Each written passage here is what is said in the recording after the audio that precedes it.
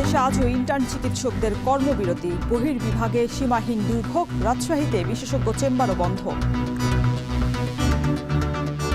এখন তো বলছে কখন খুলবে না খুলবে ঠিক না, এখন তো বন্ধ। ওষুধ নিতে আসছিলাম, তাই সে তো দেখছি বন্ধ আর খুলবে না। তার সাথে দেখতেছি এখানে আউটডোর ডাক্তাররা নাই, তখন বাধ্যতামূলক আমরা আবার ঘুরে যাওয়া লাগতেছে। গাজীপুরের বাঘের বাজারে বাস চাপায় পোশাক শ্রমিক নিহত, প্রতিবাদে ঢাকা ময়মনসিংহ মহাসড়ক অবরোধ করে বিক্ষোভ।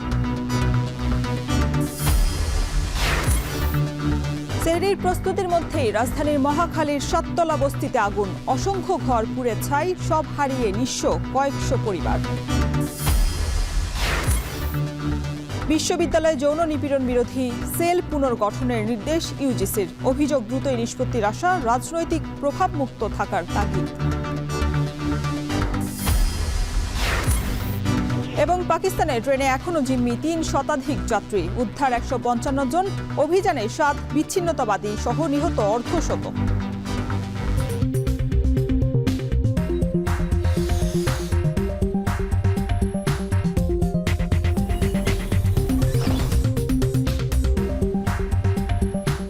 স্বাগত, এখন ঢাকায়, সঙ্গে আছি আমি শরীফ রওশন। ৫ দফা দাবিতে ফের আন্দোলনে মেডিকেলের শিক্ষার্থীরা, দাবি আদায়ে কেন্দ্রীয় শহীদ মিনারে চিকিৎসক মহাসমাবেশের ডাক দিয়েছেন তারা। সেখান থেকে স্বাস্থ্য মন্ত্রণালয় অভিমুখে পদযাত্রা করবেন আন্দোলনকারীরা। এ বিষয়ে আরো বিস্তারিত জানাতে সেখান থেকে যুক্ত হচ্ছেন সহকর্মী ফরহাদ বিন নূর। ফরহাদ, মহাসমাবেশ থেকে কি বলছেন মেডিকেল কলেজের শিক্ষার্থীরা, বিস্তারিত জানাবেন।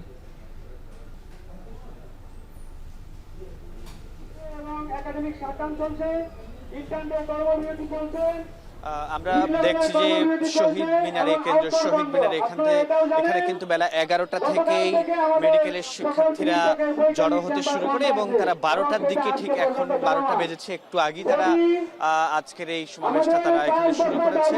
তাদের যে দাবি, তারা আসলে তারা মূলত এখানে 5টা দাবি নিয়ে অনেকদিন থেকে আন্দোলন করছে এবং আজকেও কিন্তু তারা এই 5 দফা দাবিতে এখানে অবস্থান তারা শুরু করেছে। এবং আমরা যেটা জানি যে এখানে সরকারি বেসরকারি মেডিকেল কলেজের শিক্ষার্থী, তারপরে চিকিৎসক এবং সবাই কিন্তু এখানে আসলে তাদের এই কর্মসূচির সঙ্গে একাত্মতা ঘোষণা করেছে। এবং তাদের যে কর্মসূচি, আমরা যতটুকু জানি যে তাদের যে 5 দফা কর্মসূচি,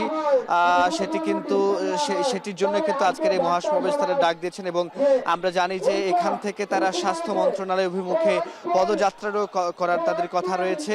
এবং তাদের যে 5টি দফা, এর মধ্যে ডাক্তার পদবি ব্যবহার সংক্রান্ত একটি রিট প্রত্যাহারের কথা তারা বলছেন, মেডিকেল অ্যাসিস্ট্যান্টদের বিএমডিসি রেজিস্ট্রেশন বন্ধ করা, যা 2010 সাল থেকে আসলে সরকার দিয়ে গেছে, এবং উন্নত বিশ্বের মান অনুযায়ী ওটিসি ড্রাগ আপডেট করা, তারপরে রেজিস্ট্রেশন চিকিৎসকদের প্রেসক্রিপশন ছাড়া ফার্মেসিতে ওষুধ ক্রয় বিক্রয় আইনত দণ্ডনীয় অপরাধ হিসেবে ঘোষণা করা। এছাড়া স্বাস্থ্য খাতে চিকিৎসক সংকট নিরসনে দ্রুত শূন্য পদে 10,000 চিকিৎসক নিয়োগ এবং আলাদা স্বাস্থ্য কমিশন গঠনপূর্বক 6ষ্ঠ গ্রেডে চাকরির প্রবেশ পথ তৈরি করার তারা কথা বলছেন। প্রতি বছর 4 থেকে 5 হাজার চিকিৎসক নিয়োগ করে চাহিদার ভারসাম্য বজায় রাখার তারা দাবি করছেন। তারা বলছেন যে চিকিৎসকদের যে বিসিএস এর বয়সসীমা, সেটি 34 বছর বয়স পর্যন্ত তারা উন্নীত করার কথা বলছেন। এছাড়া বেকার তৈরির কারখানা, তারা বলছেন যে ম্যাটস প্রতিষ্ঠান সেটি বেকার তৈরির কারখানা এবং সেখানে মানহীন মেডিকেল কলেজ যেগুলো রয়েছে সেগুলোকে বন্ধ ঘোষণা করার কথা তারা বলছেন। তবে এরই মধ্যে শিক্ষার্থীরা ম্যাটস শিক্ষার্থী এবং ডিএমএফদের প্যারামেডিক্স হিসেবে যে পদায়নের যে বিষয়টি রয়েছে সেটির ব্যবস্থা করার কথা বলছেন। এছাড়া তারা স্যামকো পদবি বাতিল করে মেডিকেল অ্যাসিস্ট্যান্ট পদবি চালু করার কথা তারা বলছেন। আমরা জানি যে চিকিৎসকদের কর্মস্থলের নিরাপত্তায় চিকিৎসক সুরক্ষা আইন প্রণয়নের দ্রুত বাস্তবায়নের কথাও কিন্তু তারা বলছেন। এবং আমরা জানি যে ইতোমধ্যেই কিন্তু মেডিকেল কলেজগুলোতে যে স্বাস্থ্য সেবা, সেটি কিন্তু আমরা দেখছি যে অনেক জায়গাতে আসলে বন্ধ রয়েছে এবং ঢাকা মেডিকেলেও আমরা জানি যে সেটি কিন্তু মেডিকেল শিক্ষার্থীদের মহাসমাবেশের খবর জানাতে কেন্দ্রীয় শহীদ মিনার থেকে যুক্ত ছিলেন সহকর্মী ফরহাদ বিন নূর। এদিকে মেডিকেল কলেজের ইন্টার্ন চিকিৎসকদের কর্মবিরতির কারণে বহির্বিভাগের সেবাদান কার্যক্রম বন্ধ রয়েছে। এতে চরম ভোগান্তিতে পড়েছে রোগী এবং তার স্বজনরা। বিস্তারিত জানাতে ঢাকা মেডিকেল কলেজ হাসপাতাল থেকে যুক্ত হচ্ছেন সহকর্মী মশিউর অনিক, রাজশাহী মেডিকেল কলেজে আছেন রাকিবুল হাসান এবং সিলেট কেন্দ্রীয় শহীদ মিনার থেকে যুক্ত হচ্ছেন গুলজার আহমেদ। শুরুতেই ঢাকার পরিস্থিতি জানতে অনিক আপনার কাছে যেতে চাই, কি বলছেন ইন্টার্ন চিকিৎসকরা আর হাসপাতালের পরিচালকই বা কি জানালেন এই বিষয়ে?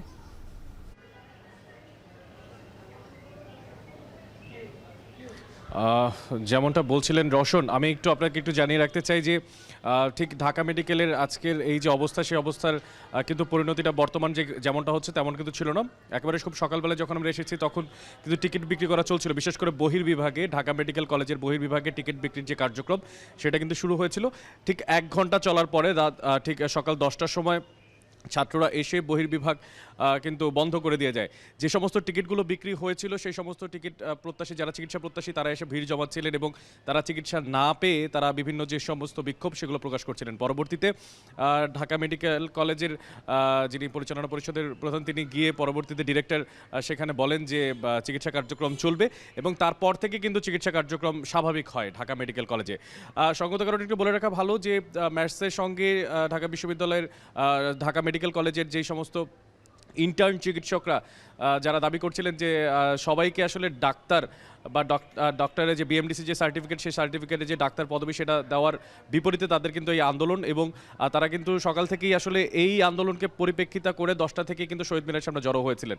যেমনটা বলছিলাম যে চিকিৎসা কার্যক্রম স্বাভাবিক হয়ে গিয়েছিল ঢাকা মেডিকেল কলেজে, কিন্তু তার পরবর্তীতেই ঠিক 11টা 10 কি 15-এর দিকে আবারও ছাত্ররা আসেন এবং এসে তারা কিন্তু আবারও গেট লক করে দিয়ে যান। বিশেষ করে টিকিট কার্যক্রম যেগুলো সেগুলো বিক্রি করা বন্ধ করে দেন। তাদের দাবি যে সুচিকিৎসার জন্যই আসলে তাদের এই আন্দোলন এবং তারা এই আন্দোলনটা চালিয়ে যাবেন পরবর্তীতে আদালত কর্তৃক যে সিদ্ধান্ত, সেটা সিদ্ধান্ত পরিবর্তন করার আগ পর্যন্ত। তো রওশন, এই ছিল এখন পর্যন্ত ঢাকা মেডিকেল কলেজ থেকে আমার কাছে থাকা সবশেষ খবরাখবর। এবার আমরা রাজশাহীর পরিস্থিতি জানতে রাকিবুলের কাছে যেতে চাই। রাকিবুল, জানাবেন যে বিশেষজ্ঞ চিকিৎসকরাও চেম্বার বন্ধ রাখছেন কেন?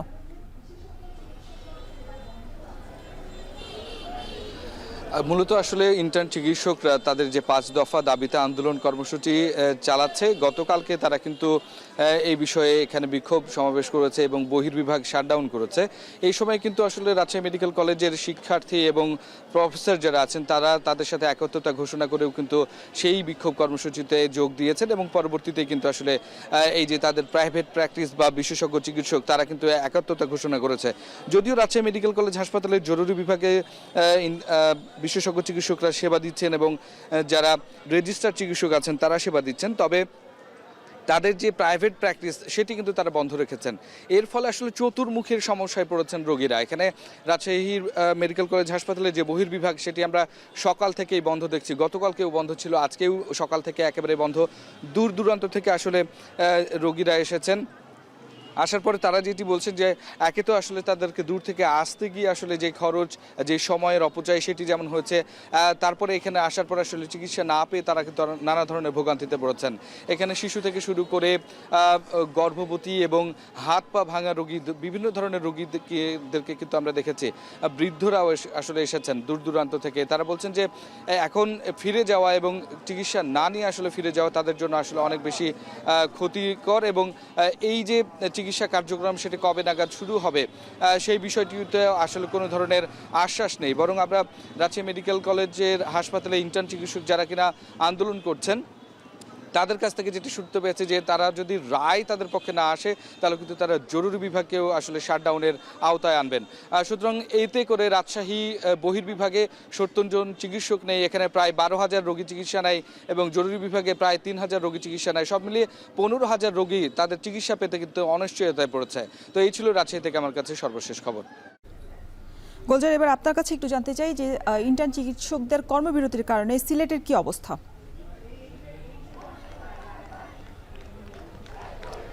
রোশন, দেখুন আসলে বিগত এক সপ্তাহ থেকে সিলেটের যে স্বাস্থ্যসেবা শুধুমাত্র সরকারি হাসপাতাল নয়, বেসরকারি যে সকল মেডিকেল কলেজ হাসপাতাল আছে সেগুলোরও প্রায় চিকিৎসা কার্যক্রম অনেকটা ব্যাহত হচ্ছে। শুধুমাত্র জরুরি চিকিৎসা সেবা ছাড়া আর তেমন কোনো চিকিৎসা আসলে দেওয়া হচ্ছে না।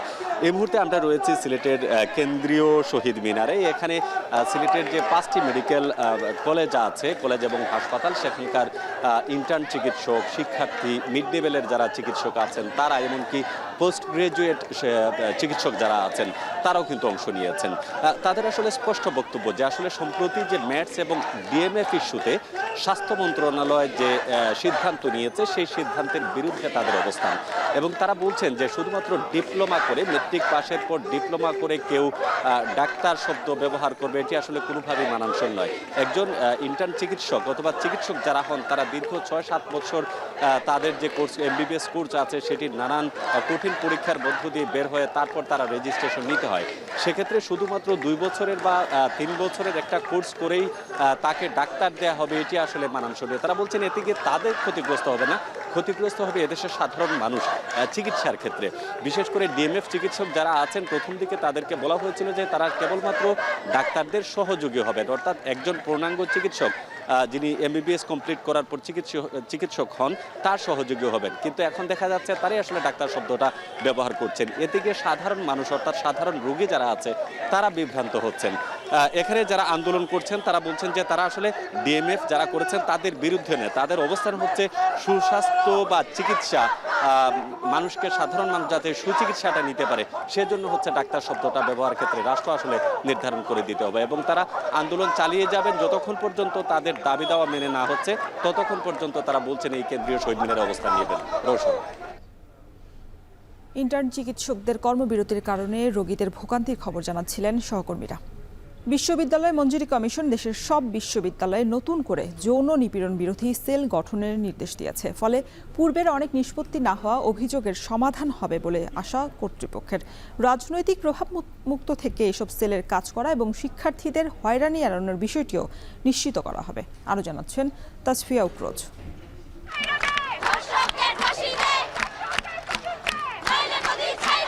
দেশে চলমান সহিংসতা প্রতিরোধে গত 9 মার্চ প্রথম প্রহরে ঢাকা বিশ্ববিদ্যালয়ের সকল নারী শিক্ষার্থীদের পক্ষ থেকে ধর্ষণ বিরোধী মঞ্চ গঠনের ঘোষণা দেওয়া হয়। একই দিনে মশাল মিছিল শেষে এই মঞ্চের পক্ষ থেকে 5টি দাবি তুলে ধরেন শিক্ষার্থীরা।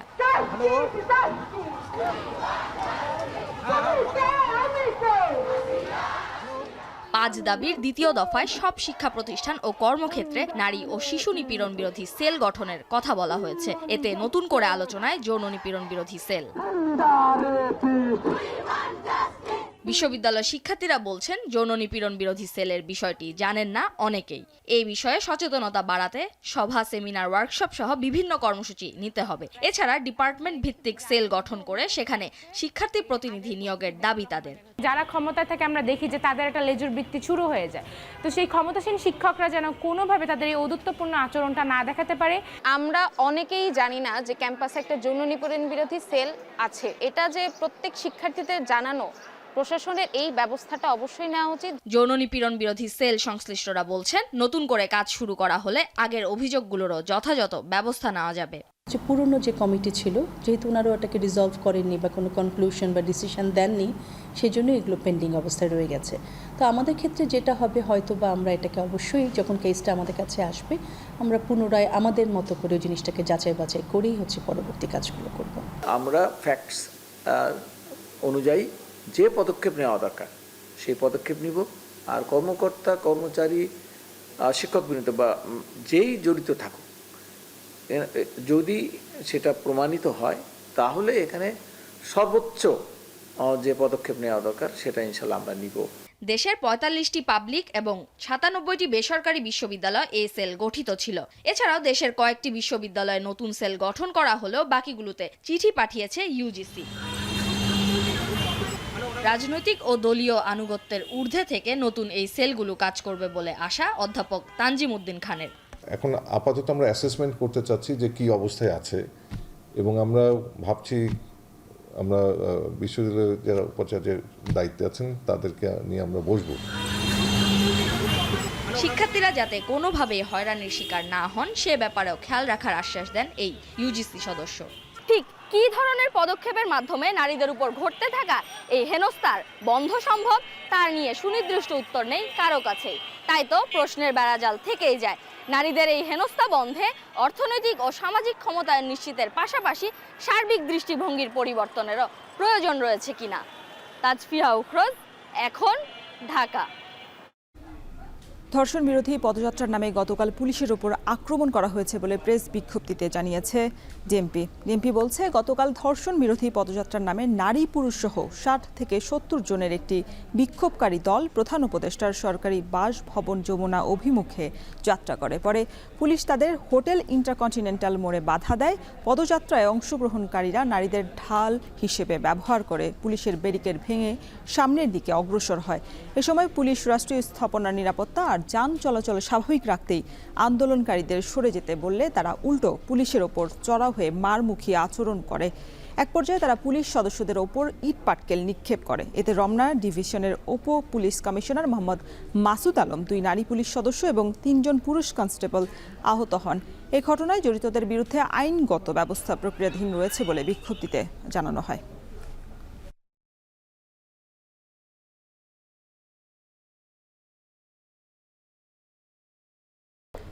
গাজীপুরের বাঘের বাজার এলাকায় সকালে বাস চাপায় এক পোশাক শ্রমিক নিহত হয়েছেন। এর জেরে ঢাকা ময়মনসিংহ মহাসড়ক অবরোধ করে বিক্ষোভ করছে পোশাক শ্রমিকরা। এ বিষয়ে আরো বিস্তারিত জানাতে যুক্ত হয়েছেন সহকর্মী ইফতেখার রায়হান। ইফতেখার, এখন মহাসড়কের কি পরিস্থিতি, বিস্তারিত জানাবেন।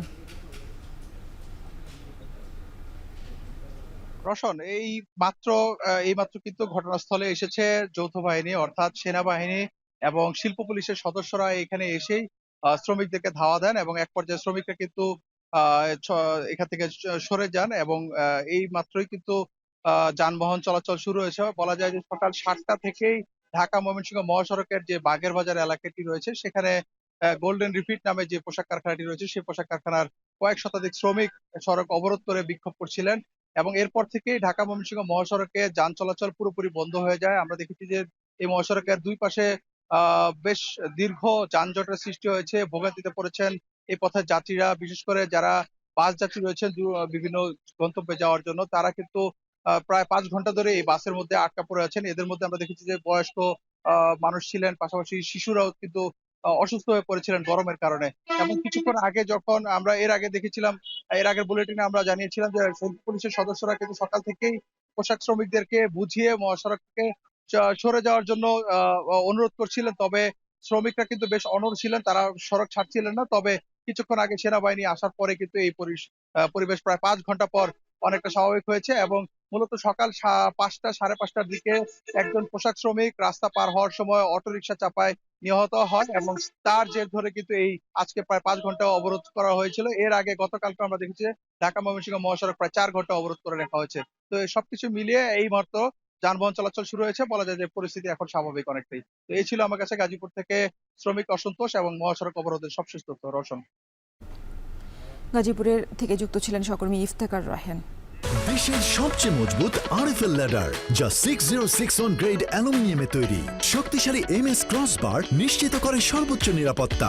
RFL ladder. আগুনে পুড়ল রাজধানীর মহাখালীর সাততলা বস্তির একাংশ। সেহরির প্রস্তুতির মধ্যেই আগুন লাগায় কোনো রকমে প্রাণে বেঁচেছেন কয়েকশো বস্তিবাসী, তবে বাঁচাতে পারেননি নগদ টাকাসহ বস্তি ঘরের ক্ষুদ্র সম্বলটুকু। সব হারিয়ে এখন নিঃস্ব তারা। ফের জীবনযুদ্ধে ঘুরে দাঁড়াতে চান সহযোগিতা। আরও জানাচ্ছেন রাব্বি হোসেন। চোখের সামনে ছোট্ট সাজানো ঘর পুড়ে যেতে দেখে বাকরুদ্ধ সাততলা বস্তির বাসিন্দা শান্তা বেগম। পোড়া মেঝেতে পড়ে থাকা ইফতারের জন্য রাখা ছোলা দেখে আঁচ করা যায় রাতের অগ্নিকাণ্ডের ভয়াবহতা। রাজধানীর মহাখালীর সাততলা বস্তির বাসিন্দারা যখন ভোররাতে সেহরি খাওয়ার প্রস্তুতি নিচ্ছিলেন, তখনই দাউ দাউ করে জ্বলে ওঠে আগুন। শূন্য হাতে কোনো রকমে জীবন বাঁচান বস্তিবাসীরা। আমাদের বাসায় প্রথম আগুন লেগে সম্পূর্ণ একবারে শেষ, আর এটা আমরা শুধু দেখছি যে আগুন লাগছে, আর এখানে বাদ চাইলে আমরা অনেক দূর জীবনে পালা চলে গেছি। আমার ঘরে অনেক কিছু টাকা পয়সাও ছিল, 50-60 হাজার টাকা জমা রয়েছে, অফিসের টাকা পাইছি বেতন, কাপড় চুপুর গয়না হয়েছিল একটা, সব হারিয়ে গেছে বা কিচ্ছু পাই না। আমাদের নাই বলতে কিছুই নেই, আমরা নিঃস্ব। এখন দেহর কাপড় ছাড়া আমাদের গায়ে কিছু নেই বাবা। এই জন্য সরকারের কাছে আবেদন, সরকার অবশ্যই যেন আমাদের দিকে একটু লক্ষ্য দেয়। আগুনের তীব্রতায় ঘর থেকে কেউই মালামাল বের করার সুযোগ পাননি। সহায় সম্বল হারিয়ে খোলা আকাশের নিচে অসহায় অবস্থায় কয়েকশো পরিবার। আমার কিছু নেই, আমার মারও নেই, আমার বোনেরও নেই, কিছু নেই। এখন কি করবো আমরা কিছু যাই না। ফায়ার সার্ভিস বলছে আগুনে কেউ হতাহত না হলেও পুড়েছে অনেকগুলো ঘর। আমরা এখনো আহত বা নিহতর কোনো মেসেজ পাই নাই। আর ক্ষয়ক্ষতি যেটা বলতে আমরা এক একজনের কাছে এক এক রকম তথ্য পাচ্ছি, বাট এটা তদন্ত কমিটি হবে, তদন্ত কমিটি অ্যাকচুয়াল তথ্য বের করতে পারবে। ভোর 4:45টার দিকে আগুন লাগার খবর পায় ফায়ার সার্ভিস। একে একে 8টি ইউনিট নিয়ন্ত্রণের কাজে যুক্ত হয়। প্রায় 2 ঘন্টার চেষ্টায় আগুন নিয়ন্ত্রণে আসে। রাব্বি হোসেন, এখন, ঢাকা। ঈদ যতই এগিয়ে আসছে, ব্র্যান্ডের শোরুম সহ সবখানেই বাড়ছে ক্রেতাদের ভিড়। 11 রমজানে ঈদ কেনাকাটার আরও বিস্তারিত খবর জানাতে রাজধানীর যমুনা ফিউচার পার্ক থেকে যুক্ত হচ্ছেন সহকর্মী দেলাওয়ার দোলন। দোলন, ঈদকে কেন্দ্র করে মার্কেটগুলোতে ক্রেতাদের ভিড় কেমন দেখছেন? রওশন, আপনি যেমনটা বলছিলেন, এরই মধ্যে শপিং মলগুলো জমে উঠেছে। আমরা এই মুহূর্তে রয়েছি রাজধানীর যমুনা ফিউচার পার্কে। এখানে আমরা দেখেছি যে বেলা যত বাড়ছে ক্রেতাদের সমাগম বাড়ছে। বিশেষ করে আমি এখন যে শোরুমটিতে রয়েছি, কান্ট্রি বয় শোরুমটি, এখানেও দেখেছি যে ক্রেতাদের ভিড় করছেন। বিশেষ করে বিভিন্ন বয়সের ক্রেতাদের সমাগম আমি এখানে এসে দেখেছি। তাদের সাথে কথা বলার চেষ্টা করছিলাম। তারা বলছিলেন যে পছন্দের পোশাক কিনতে তারা এক স্থান থেকে অন্য স্থানে ঘুরছেন, বিশেষ করে এক আউটলেট থেকে আরেক আউটলেটে যাচ্ছেন। আমি যদি জানিয়ে রাখি, দেশি বিদেশি সব ব্র্যান্ডের একসঙ্গে থাকায় ক্রেতাদের শীর্ষে এই ধরনের আউটলেটগুলো। তারা বলছিলেন যে শীতাতপ নিয়ন্ত্রিত এই শপিং মলগুলোতে ভিড় থাকলেও রোজা রেখেও ক্রেতারা তারা স্বাচ্ছন্দ্যে কিনতে পারছেন। বিশেষ করে দেখেছি গয়না, কসমেটিক্স, কুকারি সহ জুতা, পারফিউম সব ধরনের পণ্য এখানে রয়েছে। আর তারা এসে তাদের পছন্দের পোশাক ক্রয় করছেন। আমরা সংশ্লিষ্টদের সাথে কথা বলেছি। তারা বলছেন যে বেলা যত বাড়বে তেমনিভাবে ক্রেতাদেরও ভিড় বাড়বে। ইফতারের আগে বিশেষ করে বিকেলের দিকে ক্রেতাদের উপচে পড়া ভিড় থাকে। এখনো তো কিছুটা কম থাকলেও আরও বাড়ার কথা তারা বলছেন। আপনাকে জানিয়ে রাখি যে যমুনা ফিউচার পার্ক ঈদ কেনাকাটায় এই বছর আকর্ষণীয় ক্যাম্পেইনের আয়োজন করেছে। কেনাকাটা করে কোটি টাকা উপহার জেতারও সুযোগ থাকছে এবছর। বিশেষ করে অফারের আওতায় শপিং মলের যে কোনো শোরুম থেকে সর্বনিম্ন 2000 টাকার কেনাকাটা করলেই থাকছে নানা উপহার। এছাড়াও নানা ক্যাম্পেইনের মধ্যে আমি এখন যে আউটলেটটিতে রয়েছি, কান্ট্রি বয়, এখানে বিকাশের মাধ্যমে 10% এবং ব্র্যাক ব্যাংকের মাধ্যমে 12% ছাড়ের সুযোগ রয়েছে এবছর। তারা আমাদেরকে যেমনটা বলছেন যে পছন্দের ক্রয়ে তারা বলছিলেন পছন্দের পণ্য ক্রয়ে তারা এই ধরনের আউটলেটগুলোকে পছন্দ করে নিচ্ছেন, কারণ একই সঙ্গে সব ধরনের তারা পোশাক পাচ্ছেন, অন্যান্য প্রয়োজনীয় সরঞ্জামগুলো কিনতে পারছেন। তো রওশন, এই ছিল আমার কাছে থাকা যমুনা ফিউচার পার্ক থেকে ঈদ কেনাকাটার সবশেষ তথ্য। 2024 সালে বায়ু দূষণের দেশ হিসেবে দ্বিতীয় স্থানে দখল করল বাংলাদেশ। বিশ্ব স্বাস্থ্য সংস্থার বেঁধে দেওয়া মানের চেয়ে বাংলাদেশের বায়ুতে অতি ক্ষুদ্র কণার পরিমাণ 15 গুণ বেশি। অন্যদিকে দূষিত শহরের তালিকায় শীর্ষ 20টির মধ্যে 13টি ভারতের। ঢাকার অবস্থান 26তম। বাকিটা জানাবেন নাফি আরমান মনন। প্রতি বছর দেশের অস্বাস্থ্যকর বাতাস নিয়ে আলোচনা উঠলেও মেলে না সমাধান। আর এই সুযোগে বায়ু দূষণের মাত্রা ছাড়াচ্ছে আগের সব রেকর্ডকে। 2024 সালে বায়ু দূষণের দেশ হিসেবে দ্বিতীয় স্থান দখল করল বাংলাদেশ। সুইজারল্যান্ড ভিত্তিক প্রতিষ্ঠান আইকিউ এয়ারের বৈশ্বিক বায়ুমান প্রতিবেদন 2024-এ উঠে এসেছে এ তথ্য। প্রতিবেদনে উল্লেখ করা হয়, বাংলাদেশের প্রতি ঘনমিটার বাতাসে অতি ক্ষুদ্র কণা PM2.5 এর পরিমাণ 78 মাইক্রোগ্রাম, যা বিশ্ব স্বাস্থ্য সংস্থার বেঁধে দেয়া মানের চেয়ে 15 গুণ বেশি। প্রথম অবস্থানে রয়েছে মধ্য আফ্রিকার দেশ চাদ। শীর্ষ 5 দেশের মধ্যে বাকি 3টি দেশ হল পাকিস্তান, কঙ্গো প্রজাতন্ত্র ও ভারত। অন্যদিকে 2024 সালের দূষিত শহরের তালিকায় শীর্ষস্থান দখল করেছে আসামের বির্নিহাট। গেল বছর শহরটির প্রতি ঘনমিটার বাতাসে PM2.5 এর পরিমাণ ছিল 128.2 মিলিগ্রাম, যা স্বাভাবিকের চেয়ে 25 গুণ বেশি। এরপরেই ভারতের দিল্লির অবস্থান। শীর্ষ 20 দূষিত শহরের মধ্যে 13টি ভারতের, পাকিস্তানের শহর 6টি, কাজাখস্তান, চাঁদ ও চীনের শহর রয়েছে 1টি করে। এ তালিকায় ঢাকার অবস্থান 26তম। অতি ক্ষুদ্র কণার পরিমাণ বিশ্ব স্বাস্থ্য সংস্থার গাইডলাইন অনুযায়ী বেঁধে রাখতে পেরেছে অস্ট্রেলিয়া, নিউজিল্যান্ড ও এস্তোনিয়া সহ 7টি দেশ। অন্যদিকে অনুসরণকারী শহরের হার ছিল 17%। অতি ক্ষুদ্র কণা PM2.5 রক্তের সঙ্গে মিশে মানবদেহের বিভিন্ন অঙ্গ প্রত্যঙ্গ ধ্বংস করে। উচ্চ রক্তচাপের অন্যতম কারণ দূষিত বায়ু। WHO এর পরিসংখ্যান অনুযায়ী বায়ু দূষণের কারণে প্রতিবছর প্রাণ হারান প্রায় 70 লাখ মানুষ। নাফি আরমান মনন, এখন বিশ্ব। বিশিষ্ট ব্যবসায়ী অ্যাপিক্স গ্রুপের চেয়ারম্যান এবং তত্ত্বাবধায়ক সরকারের সাবেক উপদেষ্টা সৈয়দ মঞ্জুর এলাহি মারা গেছেন। এই ঘটনায় শোক প্রকাশ করেছেন প্রধান উপদেষ্টা ডক্টর মোহাম্মদ ইউনূস। বার্ধক্যজনিত কারণে সিঙ্গাপুরের একটি হাসপাতালে বুধবার স্থানীয় সময় সকাল 9:30টায় শেষ নিঃশ্বাস ত্যাগ করেন তিনি। সৈয়দ মঞ্জুর এলাহির হাত ধরে যাত্রা শুরু করা অ্যাপেক্স ফুটওয়ার বর্তমানে দেশের শীর্ষ জুতা রপ্তানিকারক প্রতিষ্ঠান। তিনি মিউচুয়াল ট্রাস্ট ব্যাংক এবং রে অ্যাডভার্টাইজিং বাংলাদেশের প্রতিষ্ঠাতা চেয়ারম্যান ছিলেন। 1996 এবং 2001 সালে 2 দফায় তত্ত্বাবধায়ক সরকারের উপদেষ্টা ছিলেন সৈয়দ মঞ্জুর এলাহি। এছাড়া MCCI এর সভাপতি হিসেবেও দায়িত্ব পালন করেছেন তিনি। 7 বছর আগে চুয়াডাঙ্গা পৌরসভায় ভূগর্ভস্থ পানি শোধনাগারের উদ্বোধন হলেও পানি সরবরাহ সম্ভব হয়নি। 10 কোটি টাকা ব্যয়ে নির্মিত শোধনাগারটি এখন ব্যবহারের অনুপযোগী হয়ে পড়েছে। ফলে পৌর এলাকার সাধারণ মানুষ বিশুদ্ধ পানি থেকে বঞ্চিত হচ্ছেন বছরের পর বছর। পৌর কর্তৃপক্ষ বলছে লোকবল সংকটেই শোধনাগারটি চালু রাখা সম্ভব হয়নি। চুয়াডাঙ্গা থেকে আরও জানাচ্ছেন অনিক চক্রবর্তী। চুয়াডাঙ্গা পৌর এলাকায় 10 কোটি টাকা ব্যয়ে 2014 সালের ডিসেম্বরে ভূগর্ভস্থ পানি শোধনাগারের নির্মাণ কাজ শুরু হয়। কাজ শেষ হয় 2017 সালের ডিসেম্বরে। 2020 সালের 20 অক্টোবর ওভারহেড ট্যাঙ্ক নির্মাণ কাজের উদ্বোধন করা হয়। উদ্বোধনী অনুষ্ঠানে বলা হয়েছিল 1 সপ্তাহের মধ্যে পৌরবাসীর দীর্ঘদিনের চাহিদা সুপেয় পানির সরবরাহ নিশ্চিত করা হবে। কিন্তু 7 দিন কালক্রমে 7 বছরে পরিণত হলেও বিশুদ্ধ পানির ব্যবস্থা পৌরবাসীর জন্য স্বপ্নই রয়ে গেছে। পৌর কর্তৃপক্ষ বর্তমানে যে পানি সরবরাহ করছে তা মাত্রাতিরিক্ত আয়রনযুক্ত, হলদেটে ও খাবার অযোগ্য বলে জানান স্থানীয়রা। সুপেয় পানির অভাবে দুর্ভোগে পৌর এলাকার 2 লাখ মানুষ। প্রতিদিন দুর্গন্ধযুক্ত পানি পান করতে হচ্ছে। আমরা চিনিপতি বিষ পান করছি। সকালে টাইমে টিপকল বন্ধ থাকে, যখন আমরা ছাড়ি তখনই আপনার অনেক আয়রন ধরে, বা এমন মাঝে মাঝে দুপুরের টাইমে পানি ধরাই যায় না, একভাবে মনে করেন আপনার আয়রন ধরে। প্রতিদিন আমাদের পানির জন্য সমস্যা হয়, কিন্তু আমরা পানি খেতে পারি না, রান্নার জন্য ব্যবহার করতে পারি না। এদিকে দীর্ঘ সময় বন্ধ থাকায় নষ্ট হয়েছে পানি শোধনাগারের switch valve, motor, reserve tank সহ মূল্যবান জিনিসপত্র। কাঠামোতে জমেছে শ্যাওলা। বছরের পর বছর তালাবদ্ধ থাকায় ভবনগুলোর অবস্থাও জরাজীর্ণ। এত দুর্গন্ধ, আমরা তো খেতেই তো পারি না এবং রান্নাও করতে পারি না। সুপেয় পানি পাওয়া নিশ্চিত করবে পৌর কর্তৃপক্ষ এবং সেটা সরবরাহ করবে, কিন্তু সেটা পৌরবাসী এখনো সেই ফলটা ভোগ করতে পারছে না।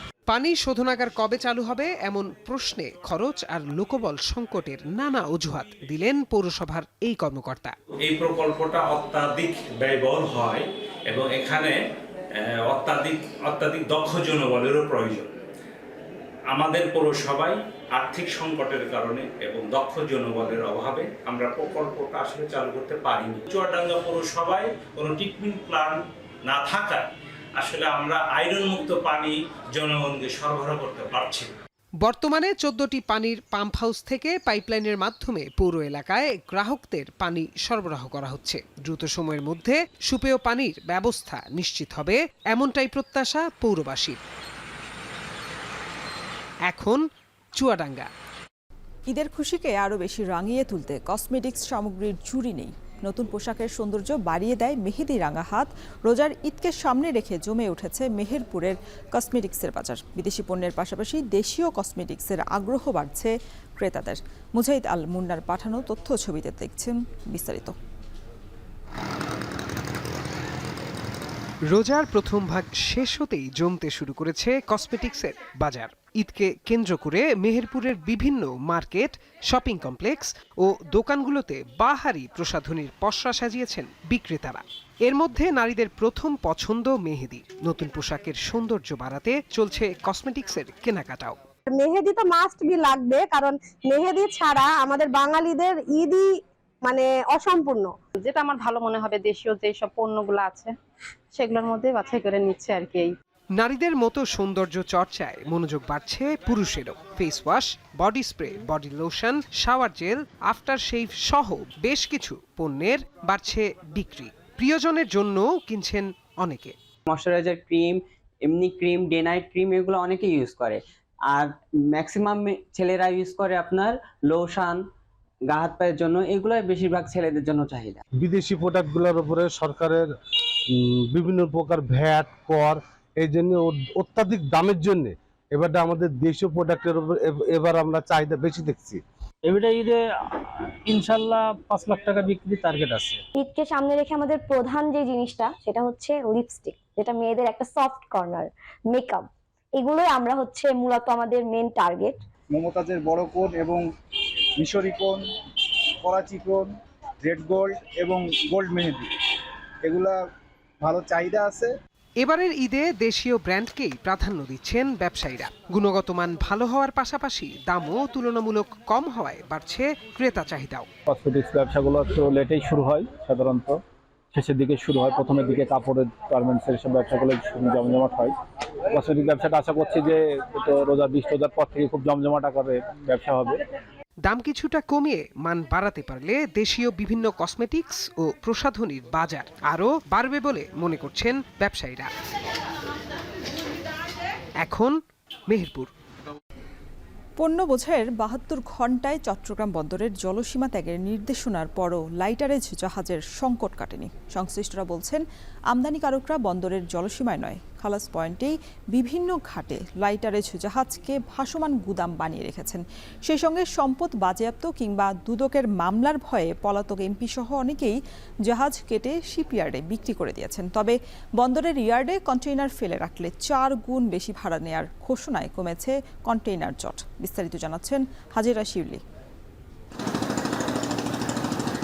চট্টগ্রাম বন্দরে বড় জাহাজে আসা গম, সার, সিমেন্ট ক্লিংকার, পাথর, চিনি সহ বিভিন্ন খোলা পণ্য বহির্নোঙরে ছোট লাইটারের জাহাজের মাধ্যমে খালাস হয়। পরে সেগুলো নদী পথে যায় দেশের বিভিন্ন স্থানে। চট্টগ্রাম থেকে 1800 লাইটারের জাহাজ নদী পথে বিভিন্ন গন্তব্যে পণ্য পরিবহন করলেও সম্প্রতি লাইটারের জাহাজের সংকট প্রকট হয়ে ওঠে। অসাধু আমদানিকারকরা লাইটারের জাহাজকে ভাসমান গুদাম হিসেবে ব্যবহার করছে, এই অভিযোগ ওঠার পর তৎপর হয় চট্টগ্রাম বন্দর ও নৌ পরিবহন অধিদপ্তর। পণ্য জাহাজে লোড করার 72 ঘণ্টার বেশি বন্দরের জলসীমায় অবস্থান করলে আইনগত ব্যবস্থা নেয়ার নির্দেশনা দিলেও সংকট কাটেনি এখনো। এতে মাদার ভেসেল থেকে পণ্য খালাসের সময় বেশি লাগায় ক্ষতিগ্রস্ত হচ্ছেন সব পক্ষই। বিরূপ প্রভাব পড়ছে পণ্য সরবরাহ ব্যবস্থায়ও। এখন কিন্তু লাইটার পাওয়া যাচ্ছে না, যার জন্য জাহাজের পারফরমেন্স কমে যাচ্ছে, জাহাজের ওয়েটিং বেড়ে যাচ্ছে। এখন দেখা যাচ্ছে শত শত লাইটার ভেসেল গোডাউন হিসেবে ভাসতেছে। যে জাহাজে 4টা লাইটারের কাজ করার সক্ষমতা রাখে, সে যদি 2টা পায় তাহলে তার পারফরমেন্স 50 হয়ে যাচ্ছে। আর যার 3টার জন্য সে যদি 2টা পায় তার পারফরমেন্স কিছুটা কমে যাচ্ছে। সো এটা হচ্ছে যে এটা যদি এরকম থাকে তাহলে হয় কি, জাহাজের কস্ট বেড়ে গেলে প্রোডাক্টের উপরই কিন্তু আলটিমেট কস্টটা পড়বে।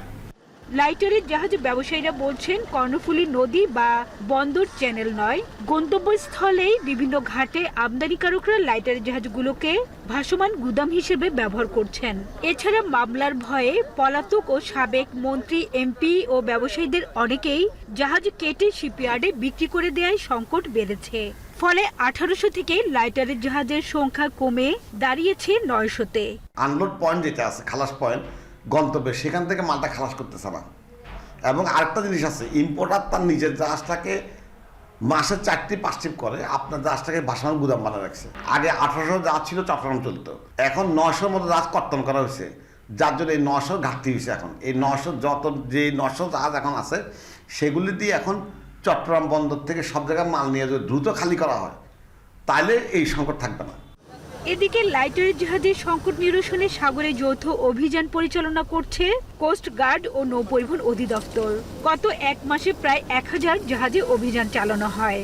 গত 11 ফেব্রুয়ারি হতে অদ্যাবধি আমরা প্রায় 1085টি লাইটার জাহাজ যে আরোহণ করেছি, এবং এর মধ্যে যেগুলো হচ্ছে ভোগ্যপণ্য এবং ভোজ্য তেল নিয়েছিল তারা যাতে 72 ঘন্টার অধিক থাকতে না পারে সেজন্য আমরা কার্যব্যবস্থা গ্রহণ করেছি। চট্টগ্রাম বহির্নোঙর বিশেষত তারা যাতে কেউই ভাসমান গুদামে পরিণত না হয়ে থাকতে পারে সেই জন্য আমরা যথাযথ কার্যব্যবস্থা গ্রহণ করছি। সম্প্রতি পণ্য খালাস না করায় বন্দর ইয়ার্ডেও কন্টেনার জট দেখা দেয়। সংকট নিরসনে 10ই মার্চ থেকে 4 গুণ বাড়তি মাসুল আদায়ের পরিপত্র জারি করে চট্টগ্রাম বন্দর। এই নির্দেশনায় কন্টেনার ডেলিভারি বাড়ায় পরিস্থিতি উন্নতি হয়েছে বলে দাবি বন্দর কর্তৃপক্ষের। হাজারা শিউলি, এখন চট্টগ্রাম। পাকিস্তানের বেলুচিস্তানে ছিনতাইয়ের শিকার ট্রেনে জিম্মে অন্তত 300 আরোহীর সবাইকে হত্যার হুমকি দিয়েছে বিচ্ছিন্নতাবাদীরা। নিরাপত্তা বাহিনীর রাত ভোর অভিযানে 155 আরোহী উদ্ধার হলেও অবসান ঘটেনি জিম্মি দশার। অভিযানে 30 সেনা এবং 27 হামলাকারী সহ নিহত হয়েছে অর্ধশত মানুষ। আরও জানাচ্ছেন নুজহাত কামাল। জীবন মৃত্যুর সন্ধিক্ষণে পাকিস্তানের দক্ষিণ পশ্চিমে দুর্গম পাথুরে এলাকায় ছিনতাইয়ের শিকার ট্রেনে বন্দুকধারীদের কবজায় থাকা কয়েকশো আরোহী। বেলুচিস্তান প্রদেশের রাজধানী কোয়েট্টা থেকে খাইবার পখতুনখোয়ার পেশওয়ারে যাওয়ার পথে বোলান জেলার মাসকাফে মঙ্গলবার বিকেলে জাফর এক্সপ্রেসের নিয়ন্ত্রণ নেয় বেলুচ বিচ্ছিন্নতাবাদীরা। বোমা বিস্ফোরণে রেললাইন উড়িয়ে দিয়ে ট্রেনটিকে থামতে বাধ্য করে এবং নির্বিচার গুলি চালিয়ে জিম্মি করে যাত্রীদের। গুরুতর আহত ট্রেন চালকের মৃত্যু হয় ঘটনাস্থলেই। হামলার দায় স্বীকার করে নারী, শিশু সহ 214 জনকে আটকে রাখার কথা জানিয়েছে বেলুচিস্তানের স্বাধীনতাকামী সশস্ত্র সংগঠন বেলুচ লিবারেশন আর্মি। তবে ট্রেনের 9 বগিতে 400 থেকে 500 যাত্রী ছিল বলে তথ্য জিও, ডন সহ স্থানীয় সংবাদ মাধ্যমগুলোর। প্রায় 80 জন সেনা কর্মকর্তাকেও বন্দুকধারীরা জিম্মি করেছে বলে নিরাপত্তা সূত্রের বরাতে জানায় বার্তা সংস্থা রয়টার্স। বুধবার ভোর পর্যন্ত অভিযানে শতাধিক আরোহীকে জীবিত উদ্ধার এবং হামলাকারীদের একটি অংশকে হত্যা করে নিরাপত্তা বাহিনী। চলমান অভিযান অবিলম্বে বন্ধ না হলে তাৎক্ষণিকভাবে 10 জিম্মিকে হত্যার হুমকি বিচ্ছিন্নতাবাদীদের। শঙ্কিত ট্রেনটির যাত্রীদের স্বজনরা। বেলুচ রাজনৈতিক বন্দী, অধিকার কর্মী এবং সেনাবাহিনীর অপহরণ ও গুমের শিকার ব্যক্তিদের 48 ঘণ্টার মধ্যে মুক্তি দেওয়ার দাবি আফগানিস্তান ও ইরান সীমান্ত সংলগ্ন বেলুচিস্তানের স্বাধীনতাকামীদের। নির্দিষ্ট সময়ের মধ্যে দাবি পূরণ না হলে কিংবা ট্রেনের ভেতরে সেনাবাহিনী প্রবেশ বা অভিযানের চেষ্টা চালালে বলা হয়েছে সকল যাত্রীকে হত্যা এবং পুরো ট্রেন উড়িয়ে দেওয়ার কথা। এরই মধ্যে অন্তত 30 সেনা সদস্যকে হত্যা এবং একটি ড্রোন ভূপাতিত করার কথাও জানিয়েছে বিচ্ছিন্নতাবাদীরা। জানা গেছে আন্তর্জাতিক পরিষেবার সাহায্যে স্যাটেলাইট ফোন ব্যবহারের মাধ্যমে যোগাযোগ করছে হামলাকারীরা। অর্ধশত জিম্মিকে তারা দুর্গম পাহাড়ে সরিয়ে নিয়েছে বলে জানিয়েছে কর্তৃপক্ষ। হামলার নিন্দা জানিয়েছেন পাকিস্তানের প্রধানমন্ত্রী শেহবাজ শরীফ। হামলাকারীদের নির্মূল না করা পর্যন্ত অভিযান চলবে বলে জানিয়েছে নিরাপত্তা বাহিনী। নুজহাত কামাল, এখন বিশ্ব। এখন ঢাকা শেষ করার আগে শিরোনামগুলো জানিয়ে দিব আরও একবার। MBBS, BDS ডিগ্রি ছাড়া নামের আগে ডাক্তার লিখতে পারবে না কেউ, হাইকোর্টের রায়। সারা দেশে ইন্টার্ন চিকিৎসকদের কর্মবিরতিতে ভোগান্তি।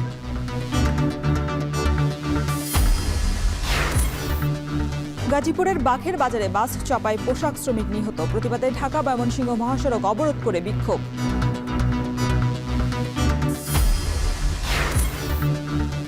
সেহরির প্রস্তুতির মধ্যেই রাজধানীর মহাখালীর 7 তলা বস্তিতে আগুন। অসংখ্য ঘর পুড়ে ছাই, সব হারিয়ে নিঃস্ব কয়েকশো পরিবার। বিশ্ববিদ্যালয়ে যৌন নিপীড়ন বিরোধী সেল পুনর্গঠনের নির্দেশ ইউজিসির। অভিযোগ দ্রুতই নিষ্পত্তির আশা, রাজনৈতিক প্রভাবমুক্ত থাকার তাগিদ।